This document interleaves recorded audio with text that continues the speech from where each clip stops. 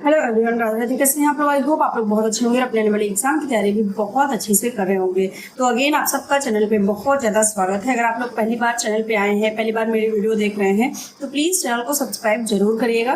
मेरी वीडियो को आप लोग मेरे चैनल को फॉलो कर लीजिएगा, सब्सक्राइब कर लीजिएगा। इससे जो भी आप यूपी की अपडेट आपके लिए होगी, यूपी में जो भी आपके लिए चीज़ें आएंगी, नोटिफिकेशन आएगा संविदा भर्ती की या फिर अन्य किसी आंगनबाड़ी या सुपरवाइजर से संबंधित कोई भी भर्ती आएगी, तो आपको सही समय पर सटीक जानकारी आपको मिल जाएगी। ठीक है, तो आज की ये वीडियो काफ़ी ज़्यादा स्पेशल होने वाली है, क्योंकि ये वीडियो मोस्ट डिमांडिंग वीडियो रही है। हमेशा से बहुत सारे लोग कमेंट करते रहते हैं, बहुत सारे लोग अपडेट जानना चाहते हैं कि क्या चीज़ें चल रही है आंगनबाड़ी में, मुख्य सेविका में। तो लगातार महिलाओं के कमेंट आते रहते हैं, बहुत सारी बहनों के कमेंट आते रहते हैं। तो उसी से संबंधित आपके कुछ क्वेश्चन होंगे, उसका मैं रिप्लाई करूँगी, जो कि कॉमेंट से मैंने लिया है। कॉमेंट में मैं रिप्लाई नहीं कर सकती हूँ। बहुत सारे लोग का ये मतलब शिकायत रहती है कि आप रिप्लाई नहीं करती हैं कॉमेंट का। तो मैंने आपको बहुत बार बताया है कि एक्सप्लेन करने के लिए मैं वीडियो में ही एक्सप्लेन कर देती हूँ। अगर आप कोई वीडियो देखेंगे तो आपके क्वेश्चन का आंसर मिल जाएगा। ठीक है, कमेंट सेक्शन में आपको समझाना एक्सप्लेन करना मुश्किल रहता है थोड़ा सा।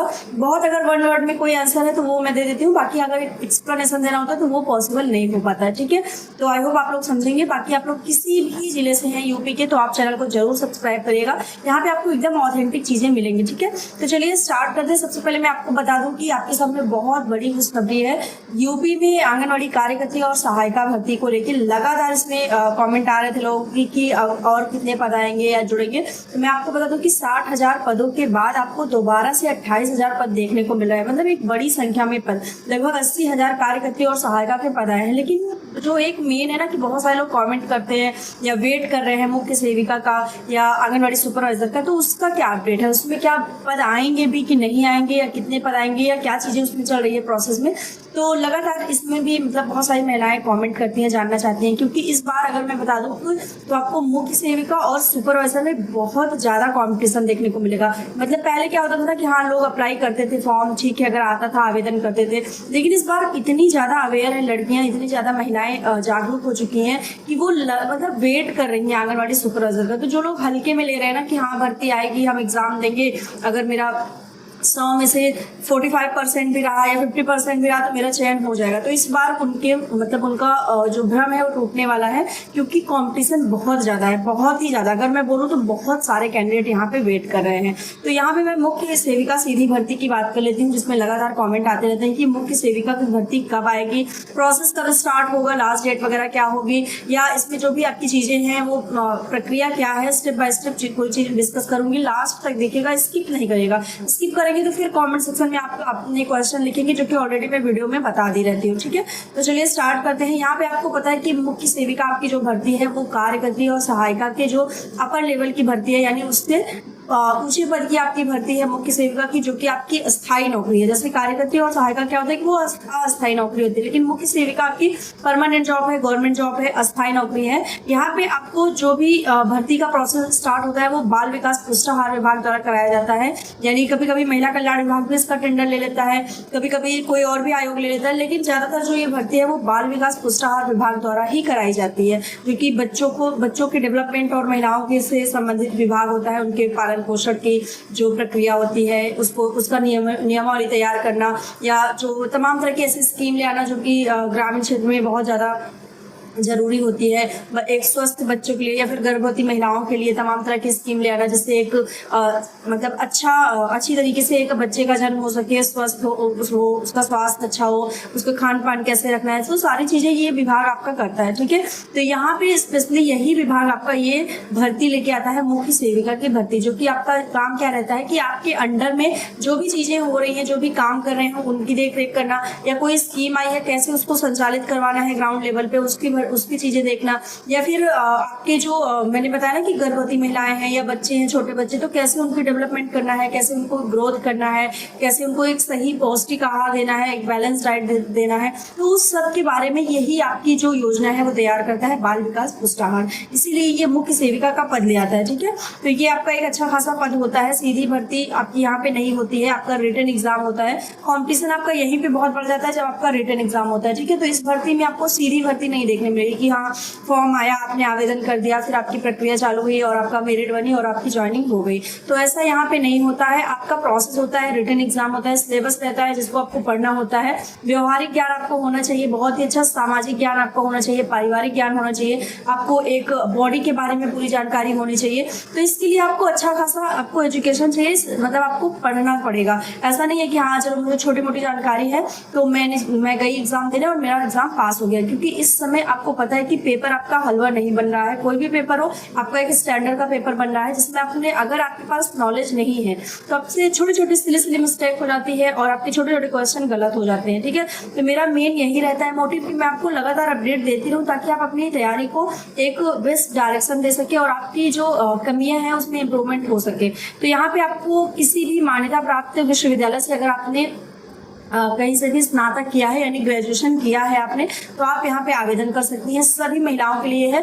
पिछली भर्ती में क्या था कि आपके कुछ स्पेसिफिक सब्जेक्ट दिए गए थे कि हाँ इन सब्जेक्ट्स में अगर आपका ग्रेजुएशन है तभी आप आवेदन कर सकते हैं। जैसे यहाँ पे समाजशास्त्र, समाज कार्य, होम साइंस, पोषण या बाल मनोविज्ञान या बाल विकास, इस तरह के जो आपके सब्जेक्ट थे उनको यहाँ पे प्राथमिकता दी गई थी। लेकिन इस बार यहाँ पे बदलाव होना है, ऐसी खबर निकल के आ रही है। हालांकि अभी कोई 100% श्योर नहीं है कि चीजें बदलेंगी ही या नहीं, वो तो नोटिफिकेशन आने के बाद ही पता चलेगा कि उसमें क्या मेंशन है। लेकिन अगर आप इन सब्जेक्ट्स में आपका ग्रेजुएशन है, आपने ग्रेजुएशन किया हुआ है इन विषयों से, तो आपको तैयार रहना है, आपको पता है कि आपको यहाँ पे रेडी रहना है। ठीक है, इसके अलावा मैं बता दूं कि जिन्होंने भी 2025 का पेट दिया है, पीईटी टेस्ट जिन्होंने भी दिया है, तो वो यहाँ पे एलिजिबल है आवेदन करने के लिए। अगर आपने पेट नहीं दिया है 2025 का तो आप यहाँ पे आवेदन नहीं कर पाएंगे, क्योंकि यहाँ आपका पेट माना गया है। आपका कितना भी परसेंटाइल हो, आपने 10 परसेंटाइल पाए हो, 20 हो, आपका माइनस में हो, 0 हो, आपका कुछ भी हो,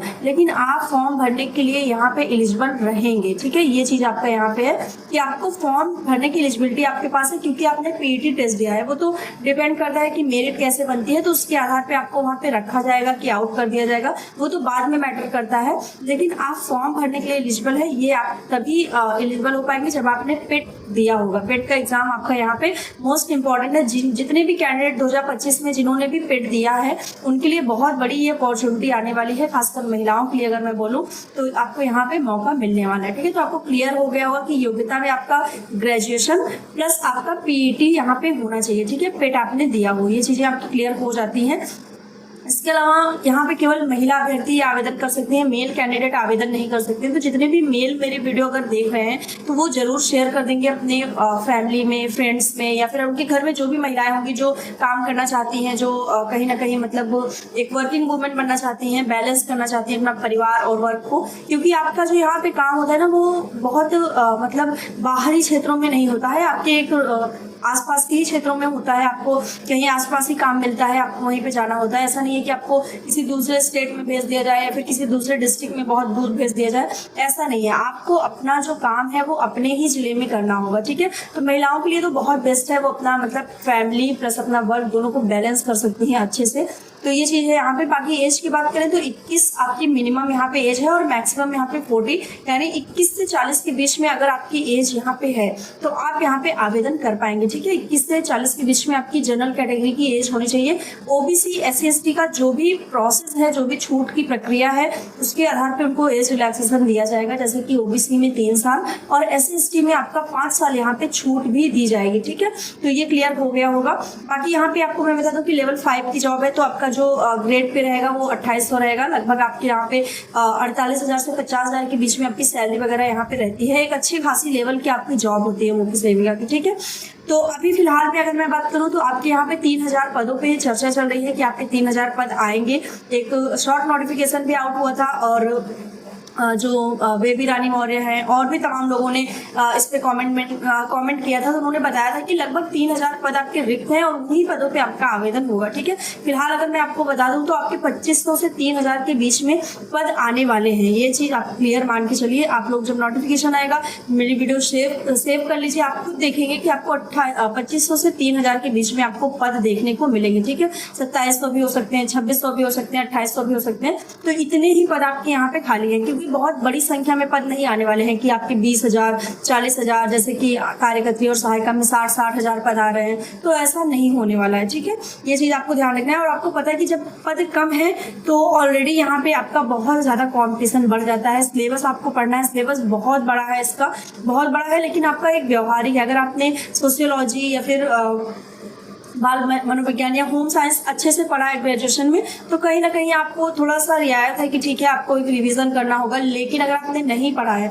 अच्छे से तो आपको यहाँ पे अच्छी खासी तैयारी करनी होगी, चीजें समझनी होंगी। बहुत बड़ा सिलेबस है, आपको अच्छे से रीड करना होगा। अगर आप लोग बोलेंगे तो मैं आपको सिलेबस के बारे में भी एक एक पॉइंट डिस्कस कर दूंगी, एक वीडियो में प्रॉपर वीडियो बनाऊंगी और उसमें सारी चीजें अच्छे से डिस्कस कर दूंगी ताकि आपको सारी चीजें समझ में आ जाए। ठीक है, बाकी मैंने जितनी भी यहाँ पे छोटे छोटे पॉइंट्स थे सारे कवर कर लिए हैं। कोई और इम्पोर्टेंट पॉइंट होगा तो उसको आप लोग बताइएगा, कमेंट करिएगा क्वेश्चन। और रही भर्ती की बात, तो भर्ती प्रक्रिया आपकी इतना मान के चलिए कि बहुत जल्दी स्टार्ट होने वाली, हो सकता है कि जुलाई में ही आपकी स्टार्ट हो जाए या अगस्त में स्टार्ट हो जाए। रीजन ये है ना कि आप जैसे वेट, आपको लगता है कि भर्ती आ जाए, प्रक्रिया स्टार्ट हो जाए तब मैं आपको वीडियो बना के दूं, तब आप बहुत पीछे रह जाएंगे क्योंकि आपके पास समय ही नहीं मिलेगा आपको पढ़ने का। कोई भी एग्जाम वेट करने के लिए आप 15 दिन 20 दिन पढ़ के नहीं वेट कर सकते हैं। आपको पता है कि कॉम्पिटिशन कितना ज्यादा है। ठीक है, और इस बार मुख्य सेविका और आंगनबाड़ी सुपरवाइजर में तो इतना ज्यादा कंपटीशन है, मुझे लगता है कि अब तक की भर्तियों में सबसे ज्यादा कंपटीशन आपको इसी बार देखने को मिलेगा क्योंकि बहुत ज्यादा लोगों के पास न्यूज जा रही है, बहुत ज्यादा लोग इसमें तैयार हो रहे हैं, तो इसलिए। ठीक है, बाकी कोई भी क्वेश्चन हो तो आप लोग कमेंट करिएगा, कोई डाउट हो तो कमेंट करिएगा, कुछ पूछना हो तो आप लोग मुझे डायरेक्ट मैसेज कर सकते हैं। इंस्टाग्राम पे मेरा अकाउंट है, आप लोग देख लेंगे यहाँ पे चैनल पे, या फिर मैं लगा दूंगी। आप लोग वहाँ पे मुझे कोई भी आपका पर्सनल क्वेश्चन पूछना हो तो आप वहाँ पे पूछ सकते हैं मुझे डीएम में, आपके वहाँ पे आपका जवाब मिल जाएगा आपको। तो ठीक है, मिलते हैं नेक्स्ट वीडियो में, तब तक के लिए बाय, टेक केयर।